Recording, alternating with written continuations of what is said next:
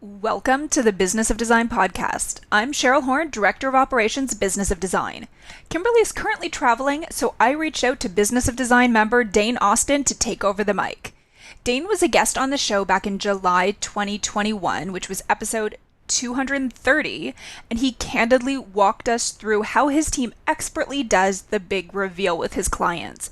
We love Dane and all he has to share with our community. So we brought him back in January this year for a member-exclusive Mo BOD episode, and again for a BOD Live where he shared with other members exactly how he presents his contract to clients at the consultation.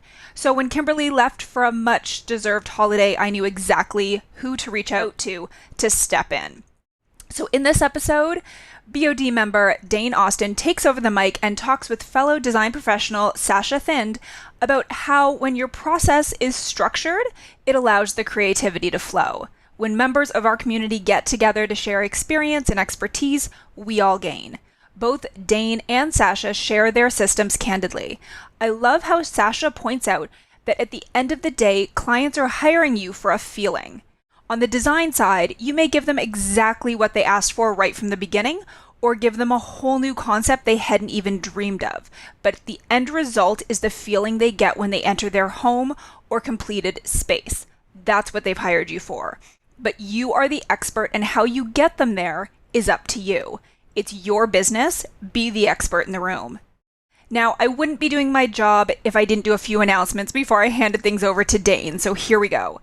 Since we're headed into September this week, let's focus on what's happening now because our events calendar is getting pretty full.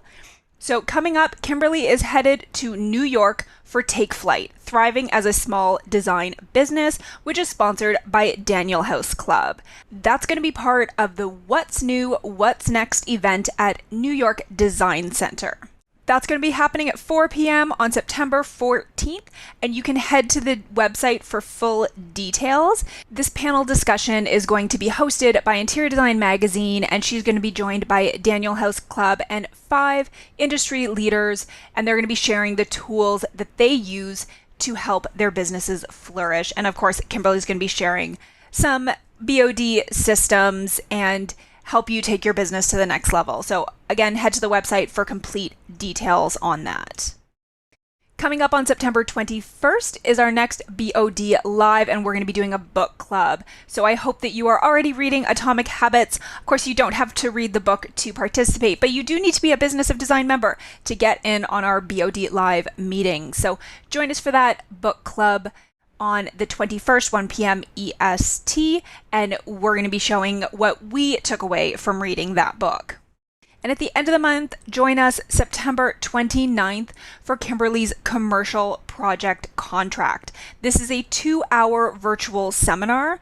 Kimberly's going to walk through her commercial contract and share exactly how the 15-step project management strategy works on commercial projects. And of course, if you join us live, you're going to have a chance to participate in the live Q&A. If you have questions, feel free to send them to me in advance. Make sure you sign up.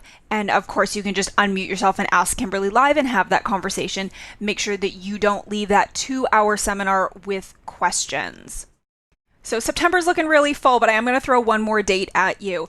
I did just post the details to the website for the BOD Elite Retreat Charleston and Savannah 2023.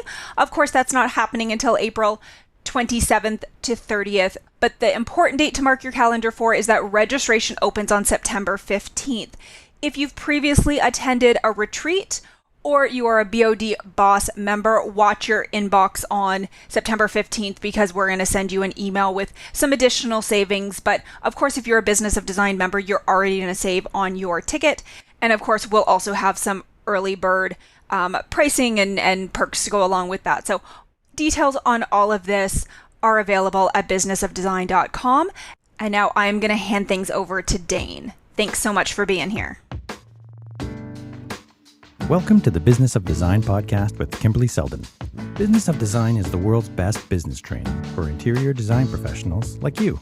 We have the systems, strategies, and protocols you need to consistently satisfy clients, increase profitability, and run your projects like a boss. Unlike traditional coaching, BOD is a fast track to immediate results. Don't try to do this alone. Join today and you'll have access to hundreds of targeted training modules, plus member perks like BOD Live events, member-only podcasts, preferred pricing, and the support of an engaged community of peers. We all know design matters. At Business of Design, we think designers matter too. And now a word from our awesome sponsor, Daniel House Club. Thanks, guys, for sponsoring Business of Design podcast. We really appreciate it. If you're a longtime listener of the podcast or a member of Business of Design, you know we don't frequently have sponsors. And that's because I feel an obligation to each one of you to make sure anyone who appears on this podcast that we endorse does a great job helping us interior design professionals do our job. And now I can say I have worked directly with Daniel House Club and I've been thrilled with the results. So what is Daniel House Club? I'm glad you asked. It's an amazing tool that allows us to make multiple purchases from multiple suppliers and vendors all in one place. And it gives us the deep discounts which allow us to be profitable and to save our clients money. Recently, I know they had a purchase of over $100,000 from one designer, and that one purchase included 93 items from 22 different vendors. Imagine how much time you could save with that kind of buying power. Even if you have a small firm, trust me, this is a great resource. Let me tell you something else I love. When I signed up to become a member, I got 30 days of free shipping, and that is substantial these days. So we really took advantage of that with our first order and, in fact, a couple subsequent orders. We even ship product across the border, U.S. to Canada. Pretty sweet. You lucky Business of Design listeners can go to danielhouse.club and you can sign up for your own membership using the discount code BODPRO. You'll get 50% off on your membership and that coveted 30-day free shipping. Thank you, Daniel House, for sponsoring Business of Design. So I'm so excited to have you on our show today. I'm Dane Austin, and I'm a guest host for Kimberly Seldon's podcast, and I'm super excited to welcome our friend and colleague, Sashya Thind from Boston, Massachusetts area. I'm so grateful that you agreed to be a part of this interview. Thanks so much for having me on, Dane. When we met, I thought we had a great synergy, and I was excited to chat with you a little bit more about how we do things.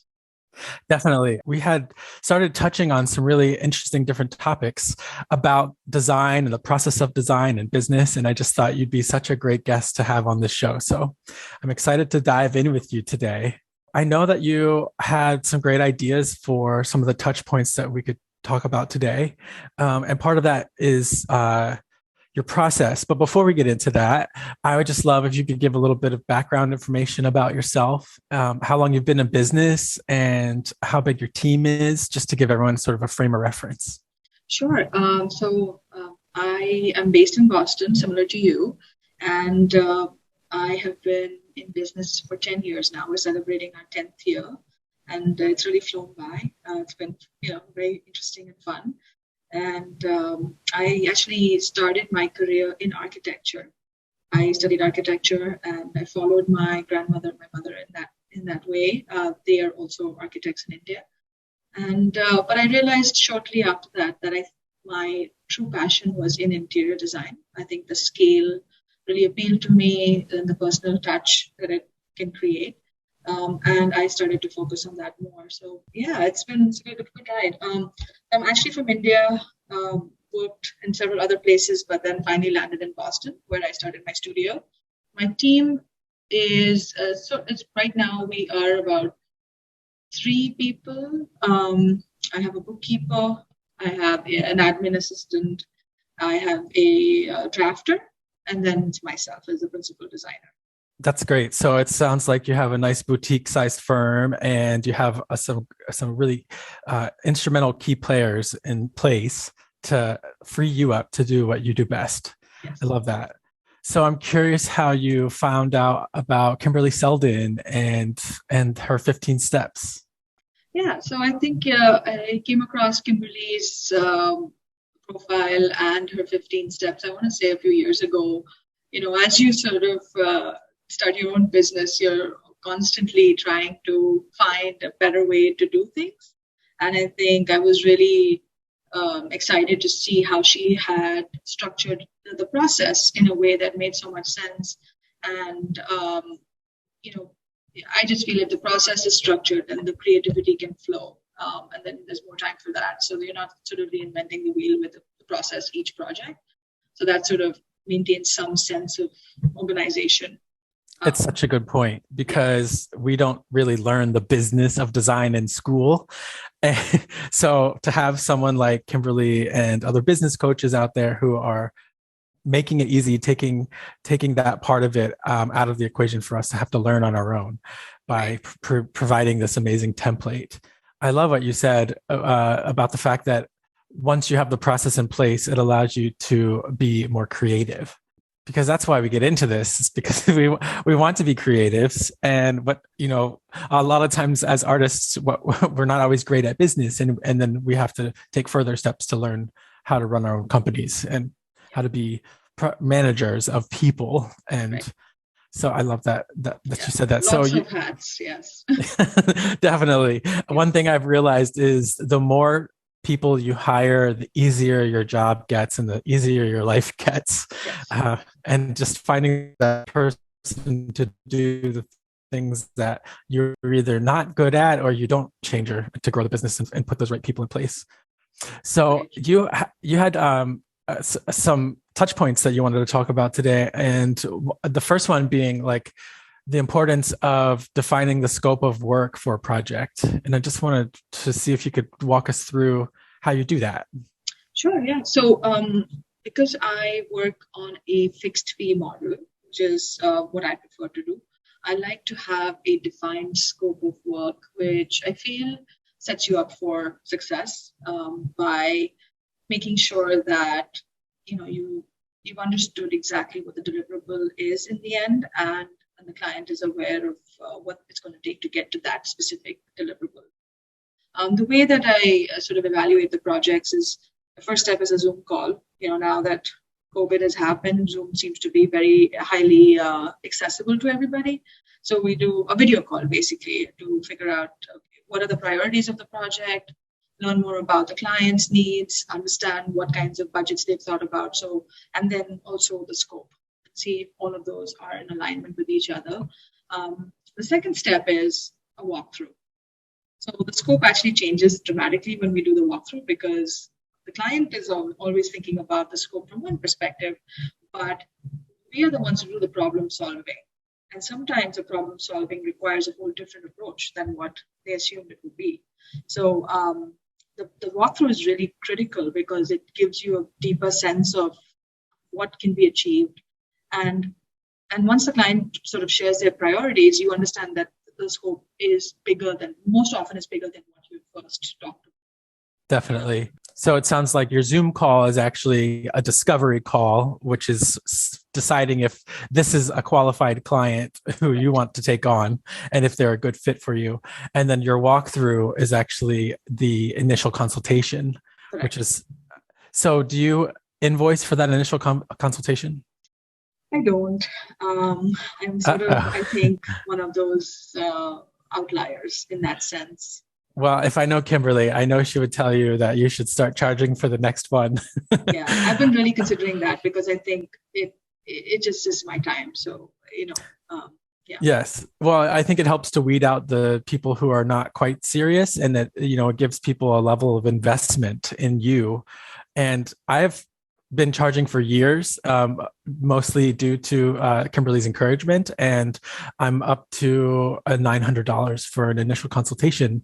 Yeah. And when someone says, well, we're interviewing other people and they're not charging us, it's like, well, I don't know how other people do their business, but there's a lot of time and effort and energy that goes into this. And I always explain to them that fee basically covers the time for this discovery call, travel time to and from our appointment, 2 hours on site with you, travel time back, as well as putting together the scope of work, the letter of agreement, and sending all that over. And I said, that just takes hours of time, and we just need to be compensated for it. And when you invoice for your initial consultation and you're compensated, then you don't mind giving away all the answers and saying, specifics that you would do in a space as you walk through it, instead of being vague and then they don't have confidence in you because you don't want to give away your ideas. So I encourage you to definitely start charging for your initial consultation. Mm-hmm. Yeah, I've been thinking about it myself, so I think it's probably a good idea now. I think, all of these things are just a comfort level, and you have to sort of feel comfortable about it, and then you can actually say it out loud. Right. So, that's so true. And first time or two that you do it, you're like, oh gosh, this is easy. And I can do this over and over. So you mentioned that you do a fixed fee, and I was wondering is that for the whole design and project implementation, or do you do like a hybrid model where you do fixed fee up front for the design and then you go into hourly billing for project management? Yes, that's what we're doing now, is a fixed fee for design and then an estimate of hours for the project management, which is hourly billing at our rates.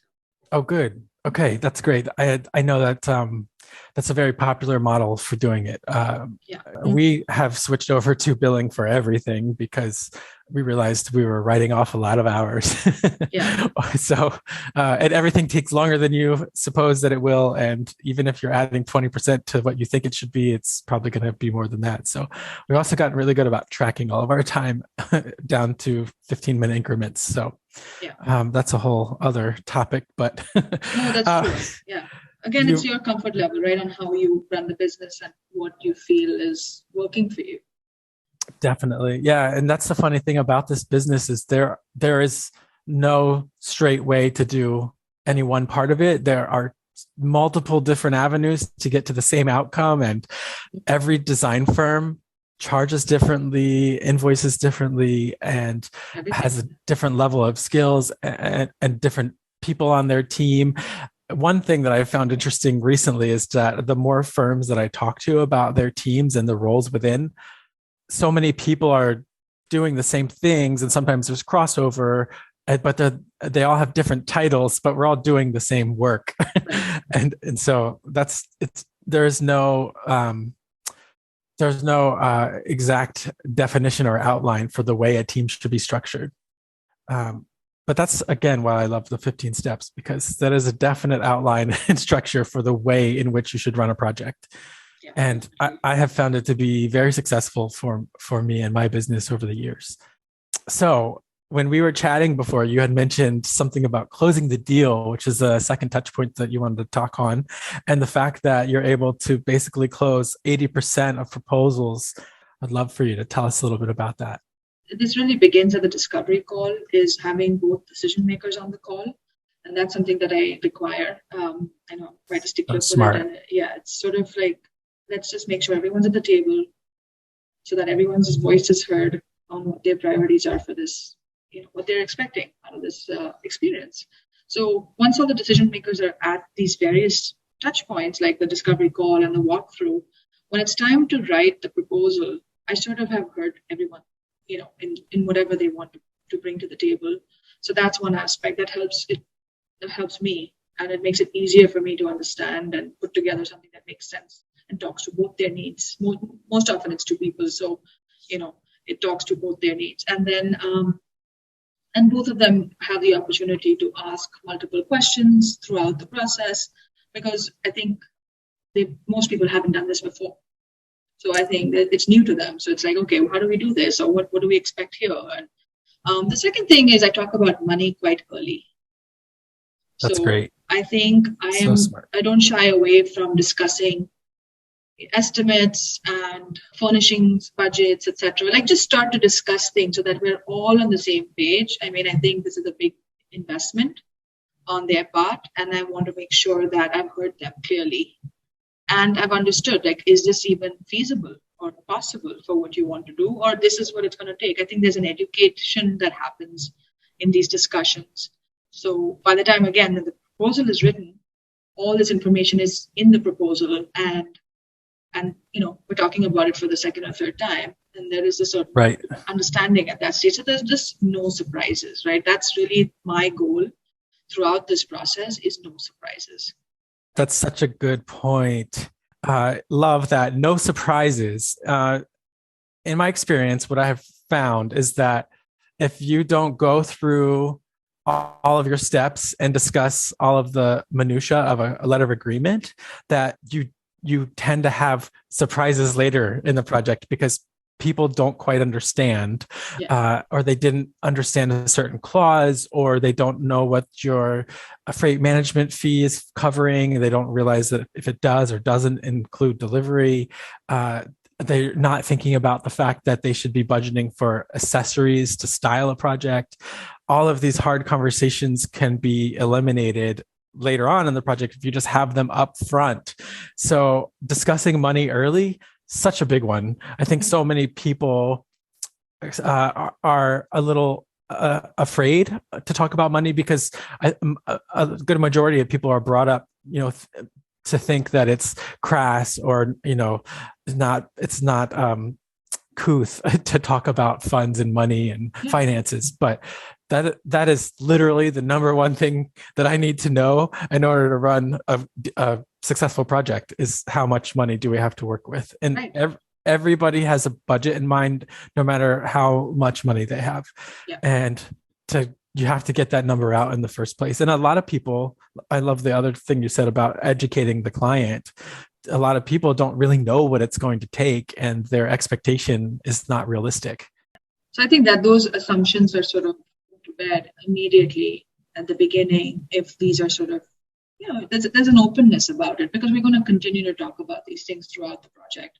Things are going to come up. So it's very important to feel comfortable about it and not, awkward at all. And the other thing that I think really helps in closing this, in getting approval on the proposals is I do them in person or on a Zoom call. I don't send it on an email.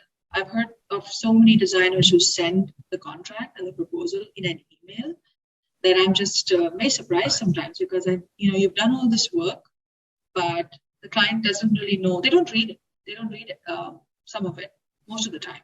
Such a good point. To walk through it with them and just be very, every little line, step, clause, all aspects of it, because it's the actual document that's going to feed into the process from the beginning till the end. Absolutely. That's so great that you're talking about this in person or on a Zoom call with them. Similarly, we have a call set up. We kind of review the contract in person a little bit during the initial consultation. I know Kimberly would say to read the entire thing line by line in person. What we end up doing is explaining the high level touch points with our letter of agreement. And then we do send them the agreement in a PDF, and then we schedule a Zoom call within a few days so that we can go through it with them at that point. And I feel like, just that step, that extra hand holding, going through, having a separate meeting to go through the contract, which is step 2, the letter of agreement and accepting the retainer. So that's, I love that you've made that part of your process as well, to go through and again, have those hard conversations up front, whatever sticking points. I'm curious, do you have any experience, or can you tell us about an experience that was not always going smoothly, that you put into your agreement that you've found that you also need to bring up in person? Because oftentimes it's those tough conversations that we don't want to have, or that may seem uncomfortable, that are actually the ones that we must be sure that we're talking about. To bring up many aspects, so many points. I mean, I think one of them is product markup. Right? It's how do you manage product markup? That's a big question that most people have, because every designer is doing it differently. The second one is termination. Like, what happens if this doesn't work out? And that's great. I think those are scary topics, and I dive right into them. I was like, this has to feel good for everybody. Let's go on to your next touch point. We were chatting about the project schedule, deliverables, and just setting expectations.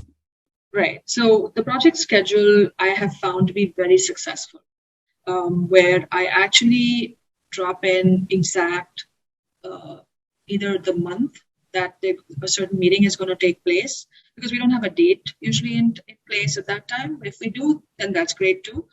but most often I lay out.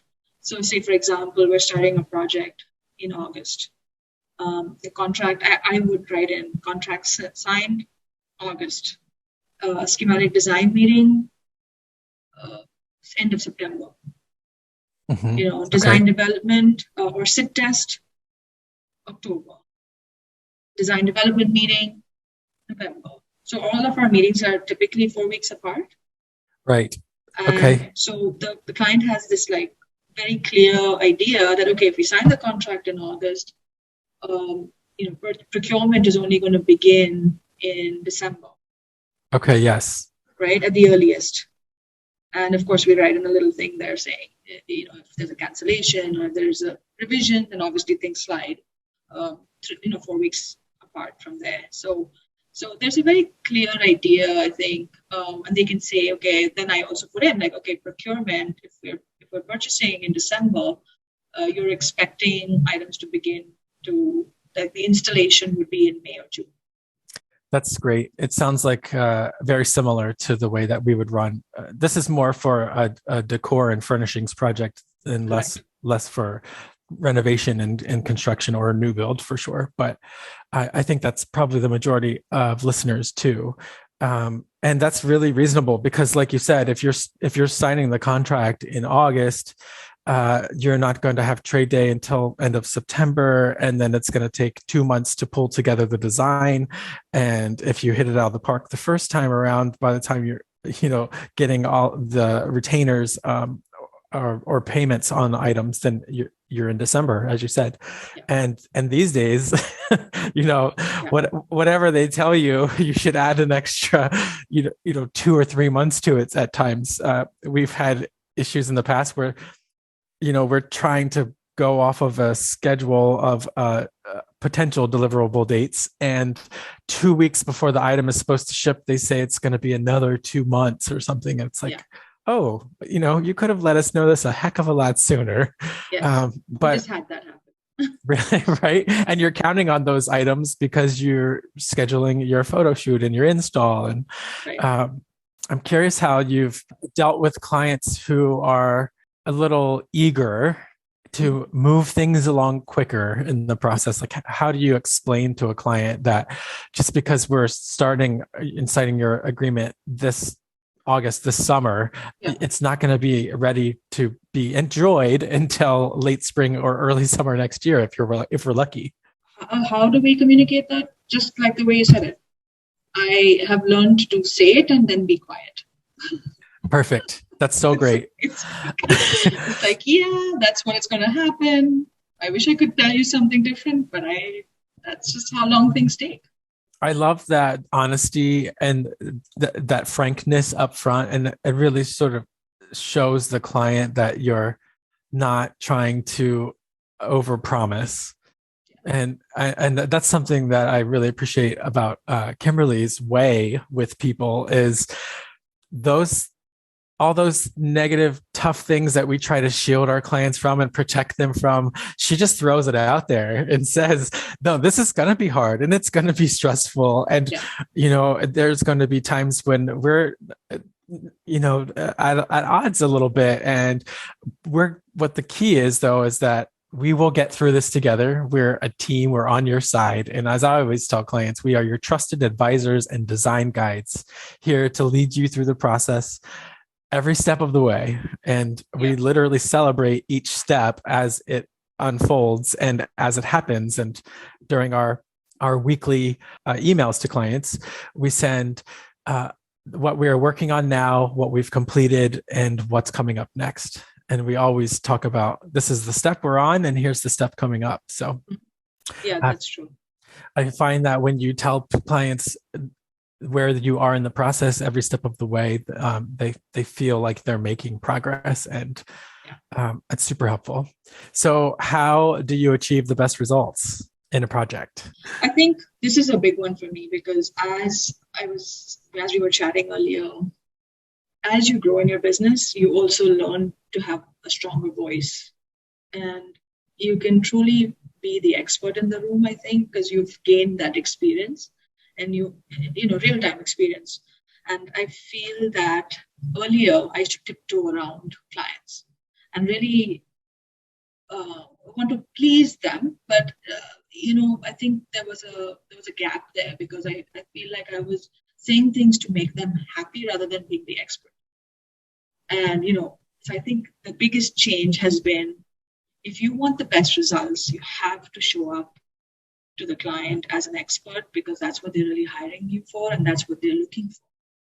And absolutely. Yeah. So one of the things is, they don't do this. So I think that's assuming that they know how the process is going to go, assuming that they know what they want. They don't know any of those things. They just want to have a feeling at the end of the day. At the end of the day, they want to walk into that space and have that feeling that they're yearning for. That's why they've come to you. How you get there is really up to you. That's great. That's so true.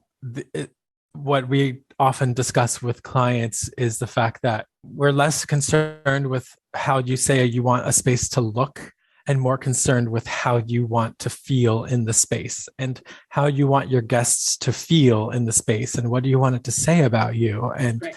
What do you want it to reflect about your values and your lifestyle. And that's so good. How do you try to make sure that a client is going to enjoy the process as much as the final outcome? So again, in the way that I do the other 4 steps, I'm really very, I guess I don't sugarcoat it. I'm a pretty straightforward person and I present that way. I used to present in a very salesy way and now I present like, this is my personality, this is how you're going to see me. And the people who like that approach, we have a very successful project. People who don't like it are the 20% of the proposals I don't get. So the people who are not ideal clients weed Correct. themselves out because you're not a good fit necessarily. Yeah, because I'm going to say things that they may or may not like, which is, I think is my job. I'm like, you know what? If we're going to take $1 million and make something with it, that's a responsibility. That's my responsibility. I'm going to take that seriously and I'm going to give you my best work. So, the alignment is really crucial in my opinion, right in the beginning. And even though every project doesn't look the same in my portfolio, there's definitely a thread that runs through the work.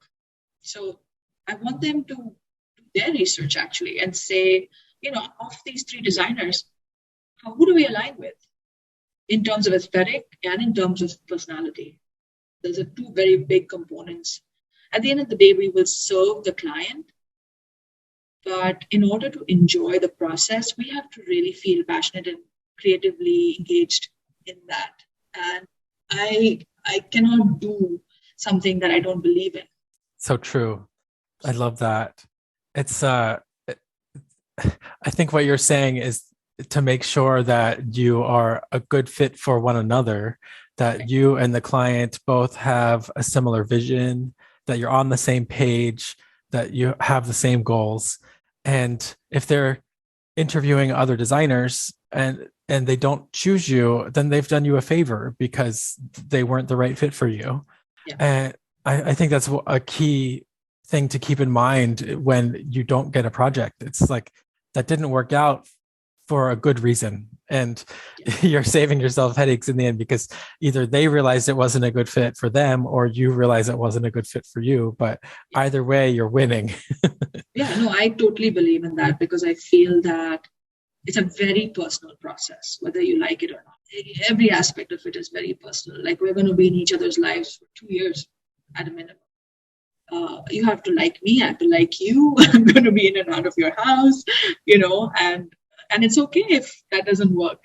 And it's great if it does. So, there's enough work out there. There's enough amazing designers that will be a better fit. And I always encourage people to meet other designers before they settle on who they want to work with. It's really smart. And it just sounds like you've grown and learned to come from a place of authenticity and from a genuine place, being yourself and not being too salesy and just allowing your personality to shine through.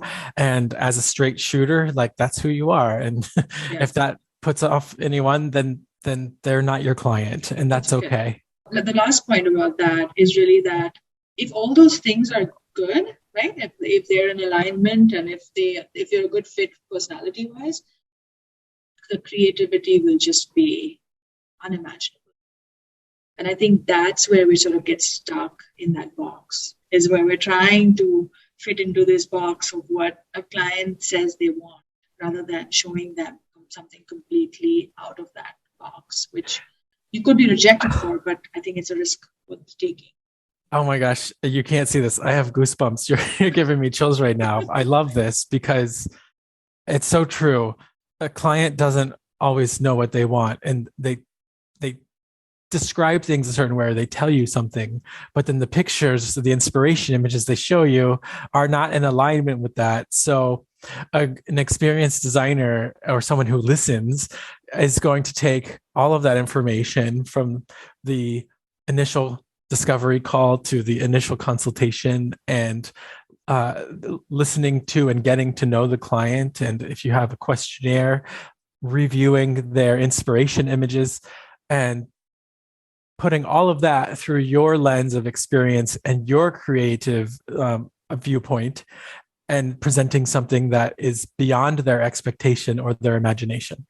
You're pushing people a little bit outside of their comfort zone. And in my experience, it is when a client is willing to go there and take the leap that they're far more thrilled and enthusiastic about the final outcome, because those bold movements or those things that were scary, those design decisions that feel out of your comfort zone, are often what we find at the end of a project, that a client says, I love this so much. I never would have picked it, but I absolutely love it.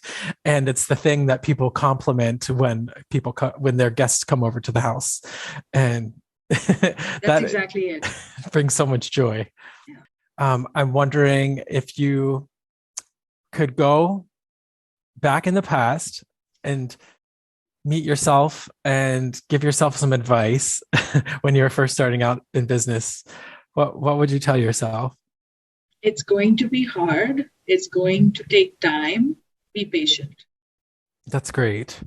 And what would you say is the best piece of advice that you've learned from a coach or a mentor, a colleague?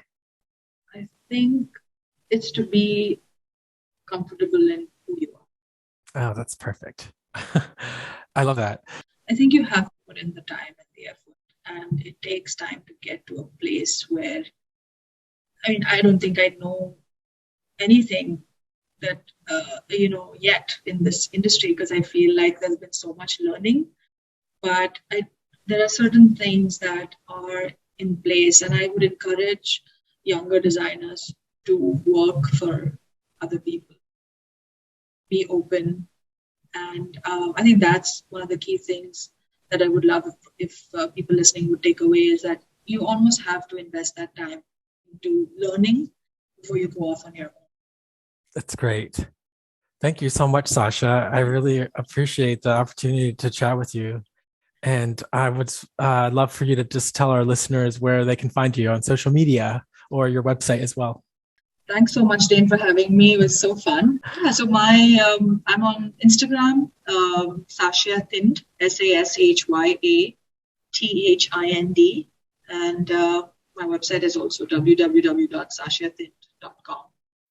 Fabulous. Thank you so much to Kimberly and Cheryl for having Sashya and myself on the show. I appreciate it. And if anyone's curious to find me, you can find me on Instagram at Dane Austin Design or DaneAustinDesign.com.